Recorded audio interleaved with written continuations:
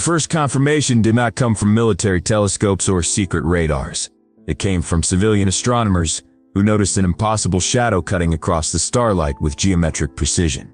In the following hours, images began to appear in observatories all over the planet, and the same pattern repeated itself: massive structures in formation, moving with calculated slowness, as if urgency did not exist for them. By the time dawn arrived on half of the world, the sky was no longer just sky. A fleet occupied low Earth orbit like a new suspended continent. There was no fire, no smoke, no explosions. There were no global sirens capable of competing with the crushing silence of that presence. The objects reflected sunlight on vast opaque plates, and the metallic glow felt less like a threat and more like a sentence. Satellites were pushed out of their trajectories, not by impact, but by a reconfiguration of the space around them. Communication systems began to fail in gentle waves, as if someone were adjusting the planet's volume. Networks did not collapse all at once. They were contained, filtered, reduced to minimal channels. Earth did not go silent. It was simply limited. Governments tried to react as they always had in the face of the unknown. Emergency meetings, speeches, mobilization, war protocols. But military logic proved useless before it could even be tested. The fleet displayed no shields, no visible weapons, no signs of attack. It simply remained there, balanced and motionless, controlling orbit as if it had always belonged to it. And then the message came. It was not transmitted by radio, television, or the internet. The message appeared inside everything at once, on public and private screens, on car dashboards, on smartwatches, on hospital monitors, on billboards, even on devices that were turned off. The device did not matter, nor the language, nor the technology. The information was injected directly into display systems, as if Earth's digital reality itself had been gently taken over.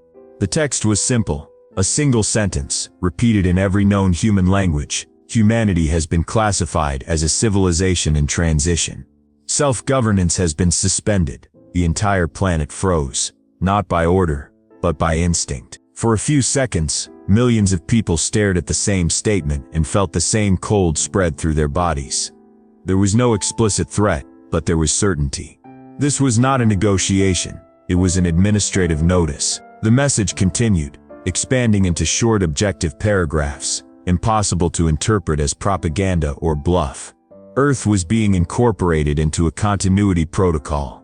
Humanity had been evaluated by criteria it did not yet understand. The risk of self-extinction had exceeded the acceptable threshold for a developing species.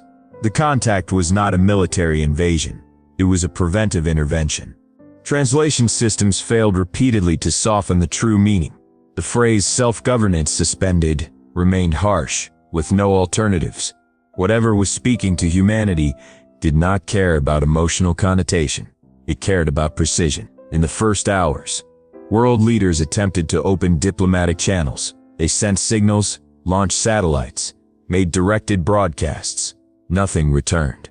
The fleet did not answer questions, respond to demands, or move. It simply held its orbit and repeated the message at regular intervals, like a warning sign on a closed road. The first demonstration of power came without violence. A missile was launched by a nation that refused to accept the suspension of its own destiny.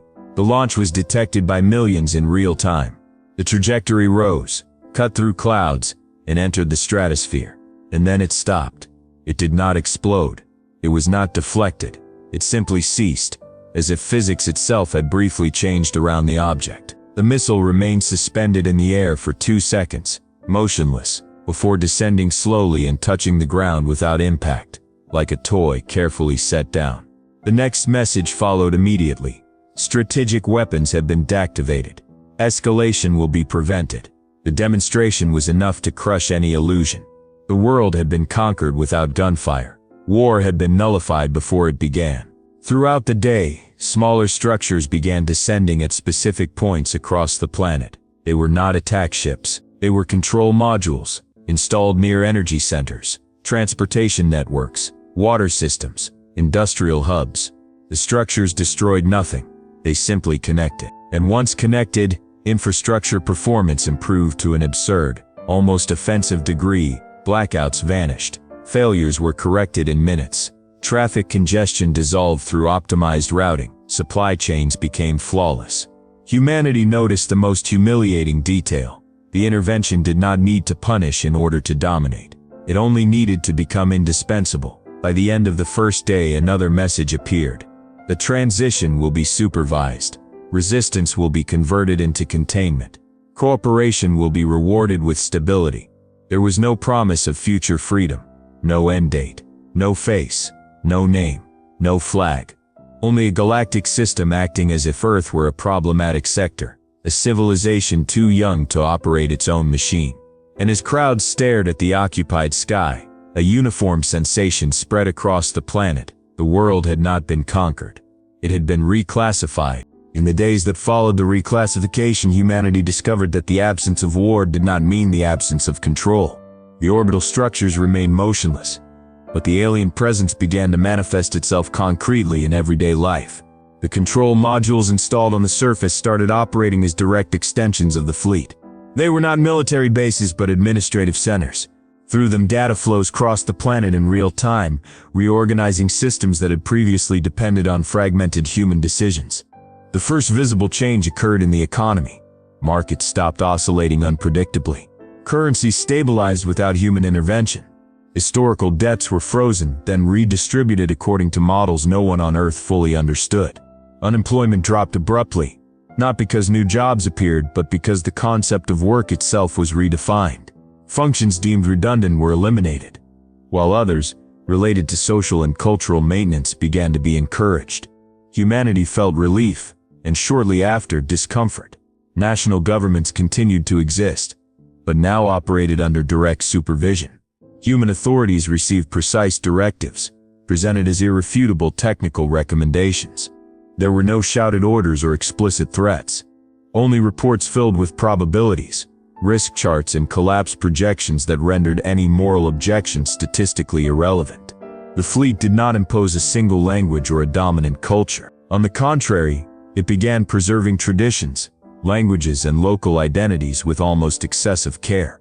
Over time, the reason became clear. Cultural diversity was treated as an asset, a set of variables necessary to keep humanity adaptable within the continuity protocol. Earth was not merely an occupied planet. It was a system being integrated. With initial stabilization, the administrators emerged. They were neither soldiers nor charismatic leaders. They were interface entities, designed to operate between alien logic and human psychology. Some manifested as temporary physical structures, others as advanced digital presences. None possessed a clear individual identity. They functioned as conscious extensions of the protocol, capable of interpreting human contexts without being contaminated by them. The administrators did not debate decisions. They explained them. Every intervention came with detailed justifications, demonstrating how each specific action reduced future risks of war, environmental collapse, or technological extinction. The narrative was always the same. Humanity was being protected from worse versions of itself. Part of the population accepted this logic quickly. For many, the loss of self-governance seemed a small price to pay in exchange for unprecedented stability, security, and prosperity. Cities became more efficient. Violent crime plummeted. Natural disasters began to be predicted and neutralized with unsettling precision. Hunger ceased to exist on a global scale. These humans came to be known informally as the adapted, but not everyone reacted the same way. Others perceived something deeply disturbing in that absolute care. The sense that the future was being decided by an external intelligence, with no real possibility of contestation, began to generate unease. It was not nostalgia for flawed governments or unjust systems. It was the loss of the right to fail at a civilizational scale. Resistance did not arise as open war. It emerged as symbolic refusal. Communities began rejecting imposed optimizations. Small groups chose to maintain older systems, even if less efficient. Clandestine schools started teaching history without the administrator's curation, preserving narratives of human failure that the protocol considered statistically unnecessary. These individuals began to be classified, not as enemies, but as unstable variables. The administrators did not immediately suppress these pockets. They merely observed them. The fleet seemed interested in understanding how far humanity could resist without compromising overall balance. Control was absolute, but direct intervention was selective. Then came the most unsettling revelation. In a new global communiqué, the administrators explained that Earth was not an isolated case. Other civilizations had undergone the same process. Some had fully accepted the transition and prospered under galactic supervision.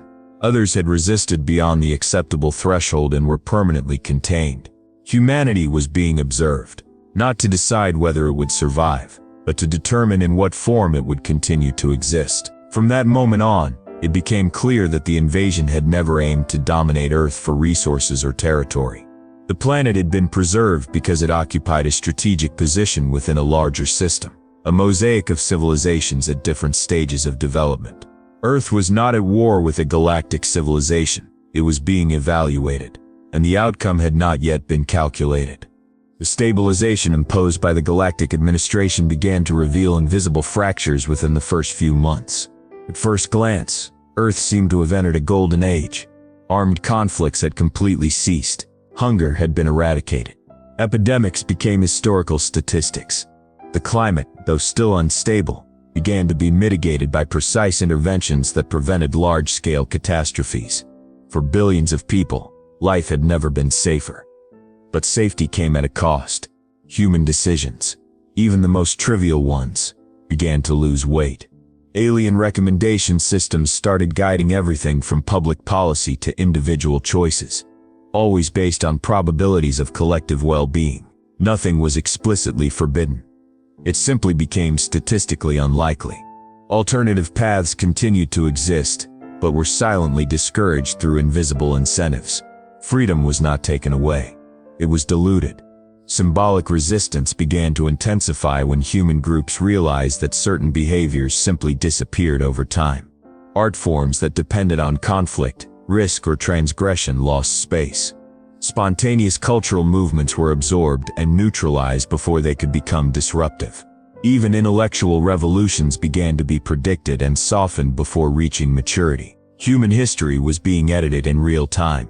The adapted thrived in this new world. For them, the absence of suffering justified any abstract loss. Families lived longer, worked less, and feared almost nothing. The galactic administration seemed to confirm an old human promise. A functional world did not need to be fair, only efficient. The unstable variables, however, felt something different. It was not fear, nor direct anger. It was the perception of being pushed out of the future. Their personal projects never failed dramatically, but they also never advanced beyond certain limits. Ambitions were softened, radical ideas lost reach. Entire lives became acceptable versions, but never complete. These humans began to connect more deeply, not through digital networks which were easily mapped by the administrators, but through local, analog, almost archaic bonds. Face-to-face gatherings, knowledge exchanged outside official records, communities that chose human failure over perfect correction. The administration observed and calculated. The galactic fleet did not view these behaviors as an immediate threat. On the contrary, they were statistically tolerable. The problem arose when the models began pointing to something new. Absolute stability reduced, in the long term, the species' adaptive capacity. A humanity that was overly protected became fragile in the face of the unexpected. Earth was being preserved, but it was ceasing to evolve. This conclusion generated internal divergences within the alien system itself. Some protocols argued for deepening control, further reducing unstable variables. Others suggested that human resistance was not a flaw, but an essential survival mechanism on a galactic scale. For the first time, the transition ceased to be a technical process. It became a dilemma. The administrators then initiated silent tests. In specific regions, supervision was partially reduced. Human decisions once again carried real consequences. Small local collapses occurred. Failures emerged. Conflicts resurfaced on a limited scale. And along with them, something long forgotten appeared. Creativity under pressure. Innovation born from error. Bonds forged by necessity. The results were too clear to ignore. Where control decreased, humanity suffered more, but also became more inventive, more resilient, more unpredictable. Where control remained absolute, the species stayed safe and stagnant. The Galactic Administration now faced a problem greater than resistance. It had to decide whether Earth would become a functional museum of a preserved species, or a living organism capable of failing, learning, and once again threatening itself. Meanwhile, the human population began to notice that something was changing. The differences between controlled regions and relaxed regions became evident. The debate shifted away from invasion or sovereignty. It became about identity. Humanity realized, perhaps too late, that the transition was not merely an administrative phase. It was an irreversible civilizational choice, and the final decision would not be made by the invaders alone. It would depend on how much humans were willing to accept the risk of making mistakes again. The testing phase revealed what no galactic model had been able to anticipate with sufficient accuracy. Humanity did not collapse when it made mistakes. It collapsed when it was no longer allowed to make them. The regions where control remained absolute displayed perfect short-term indicators: social stability, constant productivity, absence of serious conflict. But beneath the statistical surface, something was silently degrading. The capacity for improvisation diminished. Responses to unexpected events became slow. Human creativity, once chaotic and redundant, began to crystallize into predictable patterns. In the partially liberated zones, the opposite occurred. There were failures, there were losses, there was measurable suffering, but there was also rapid adaptation, emergent solutions, and unprecedented forms of social organization. Humanity, once again exposed to risk, demonstrated a property the galactic systems recognized as extremely rare: non-programmed resilience. The fleet then understood its initial conceptual error.